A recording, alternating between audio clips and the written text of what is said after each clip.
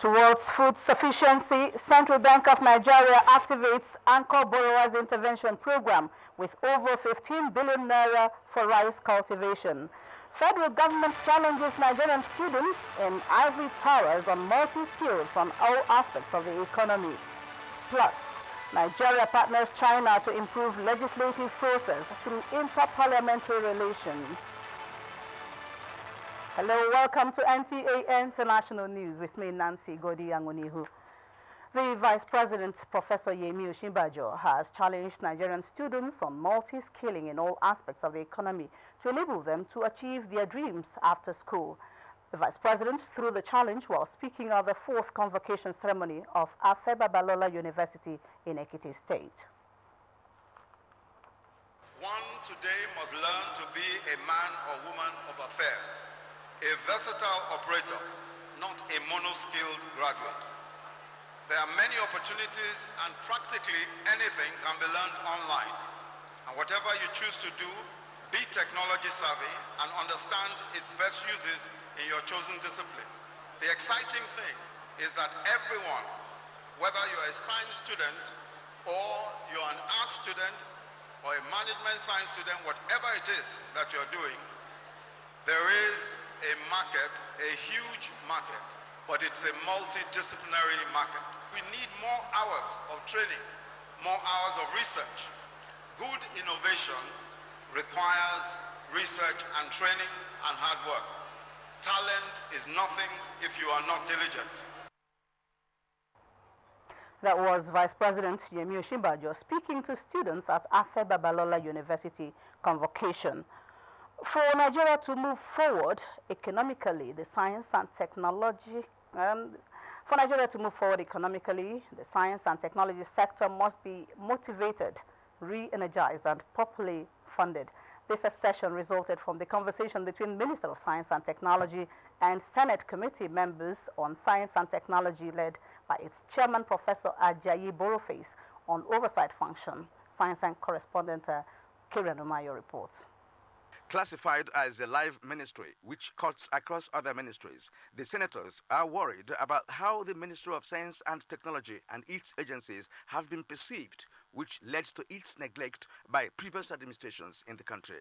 Chairman of the committee, Professor Ajayi Boroface, noted that the political will of a nation to lay emphasis on science and technology determines the level of development of the nation. Now I can see indications of progress in this ministry.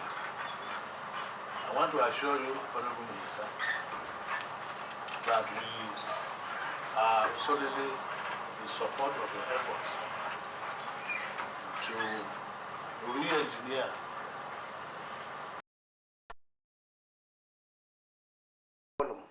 between Nigeria and China is over 2.9 trillion naira. This is more than 1/3 of our annual budget. In Abuja, CDC has already set up an agribusiness demonstration center. China-Nigeria Group is one of the several inter-parliamentary groups in the House of Representatives. And Nigeria is to be self-sufficient in rice production before the end of 2017. Minister of Agriculture, Audogbe, who based his optimism on the CBN 15.7 billion naira Anchor Borrowers Intervention Program. It's an initiative, and we are really expanding. Governor, Central Bank of Nigeria, Godwin Emefiele, says the Apex Bank is motivated to intervening because of his strong belief in what Nigerians could do given the right financial support and enabling environment. He needs irrigation, he needs his mill. And I'm happy to say, only yesterday, the Committee of Governors of Central Bank of Nigeria gave approval for him to set up a mill here and also set up his irrigation. That is the kind of support we will give to people who show interest. With 8 climatic conditions, it's a shame that we spend $3 billion, $4 billion US dollars to import food, to import rice into this country. The firm has potential to employ about 3,000 Nigerians in due course. From Anako in Anyamelu local government area of Anambra State, Cliff Ayoze, NTA News. Meanwhile, the 2016 wet farming season has been described as successful and favorable, considering the reported bumper harvest recorded by farmers nationwide.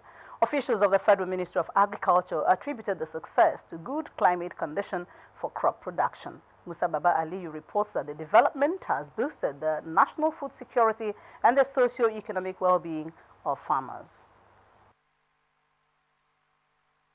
The 2016 rainy season set in late and ceased early in most places, especially in northern states, as predicted by the Nigerian Meteorological Agency. Investigations. From Katsina, Musa Baba Aliyu, NTA News. Thank you, Musa. For Nigeria to stop losing about 1 million children annually and over 56 women during childbirth due to ineffective and inefficient primary healthcare service, it has to increase its health sector funding to enhanced primary healthcare delivery that caters for about 70% of its citizens. This was played up at the workshop on increasing health sector budgeting. Health correspondent Rashidat Mustafa Olagunju reports. Noting the gradual exit of donor funds to the health sector from 2016, observers say government should take ownership of areas covered by donor agencies, as well as implement the provisions of the National Health Act that mandates the provision of at least not less than 1% of the Consolidated Revenue Fund to the Basic Healthcare Fund to enhance healthcare delivery, particularly in the rural areas. We believe there is a continuous need for the government of Nigeria through the Federal Ministry of Health and the Federal Ministry of Budget and National Planning to engage with relevant civil society organizations working in the health sector to serve as the people's voice during the full spectrum of the budget process. It should be a draft. A stakeholder analysis should be done. And in that stakeholder analysis, you identify people based on the inputs they can make. They are sure that we have what people want. At the end of the day is that the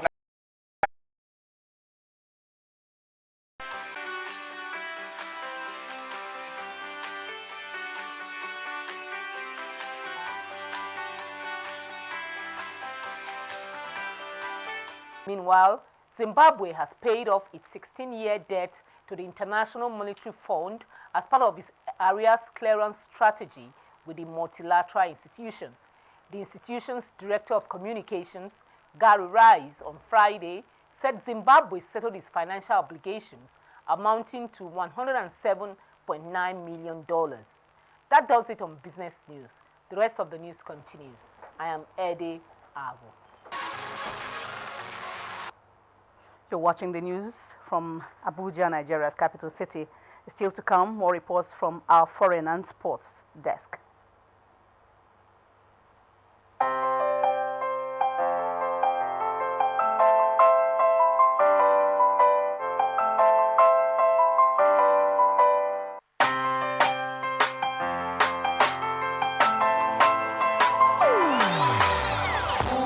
Hear the call of change. Stand up, Nigeria.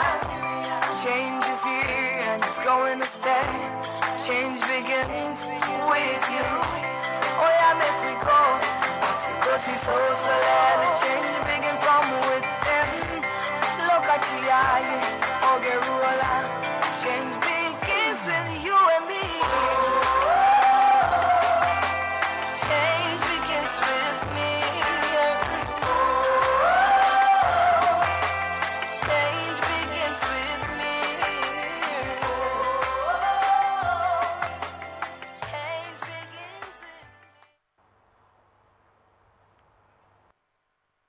me.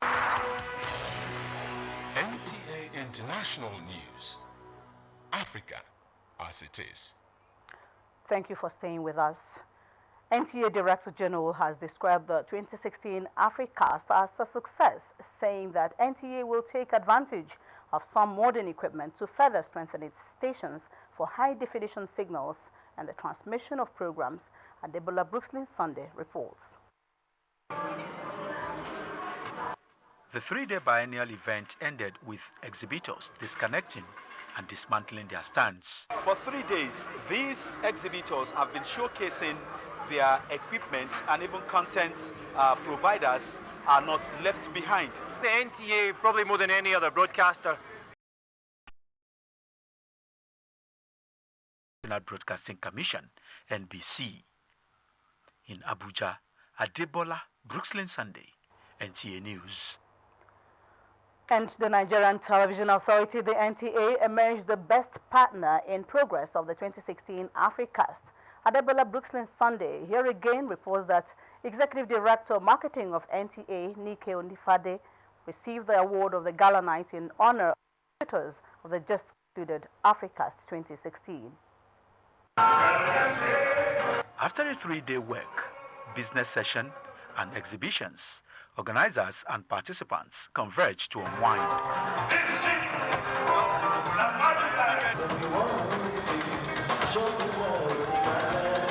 AfriCast 2016, which many say was a success, made way for several categories of awards for content providers, equipment manufacturers, signal distributors, with NTA, the largest TV network in Africa, as the best partner in progress. And we have always set the pace in broadcasting in Nigeria and even beyond, and we'll continue to do that.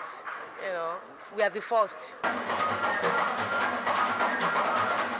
In Abuja, Adebola, Brooklyn Sunday, NTA News.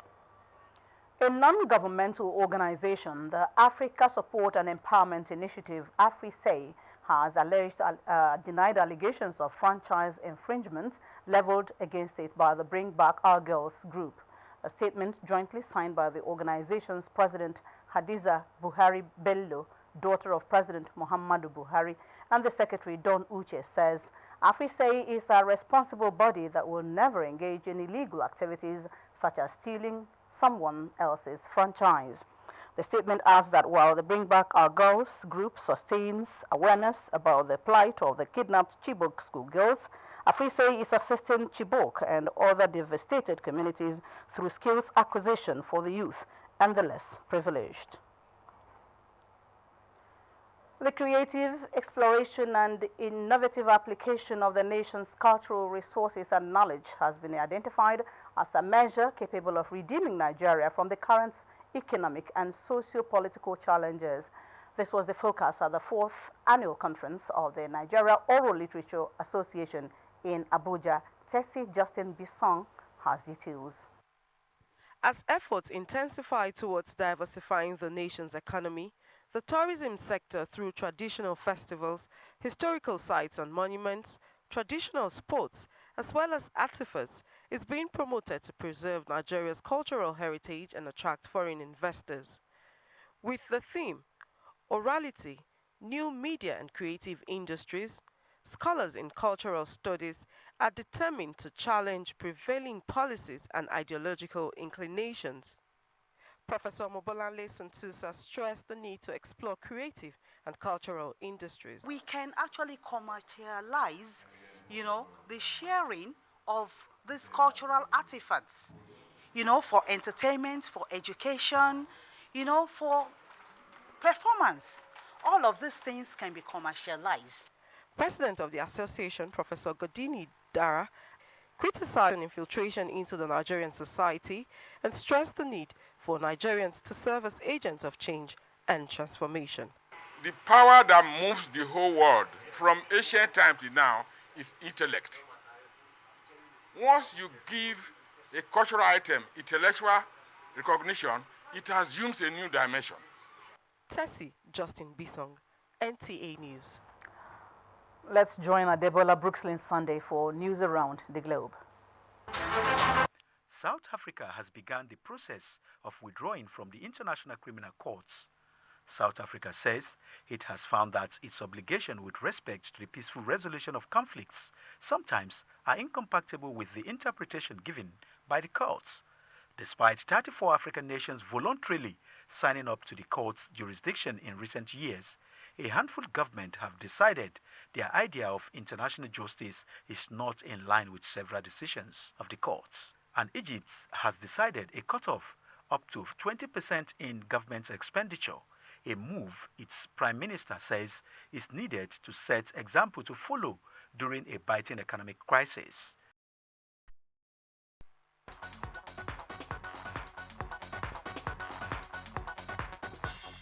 The forthcoming maiden President Muhammadu Buhari Open Swimming Championship, which is billed to kick off in Uyo, Akwa Ibom State, November 10, has been described as an avenue to further promote national unity through sports.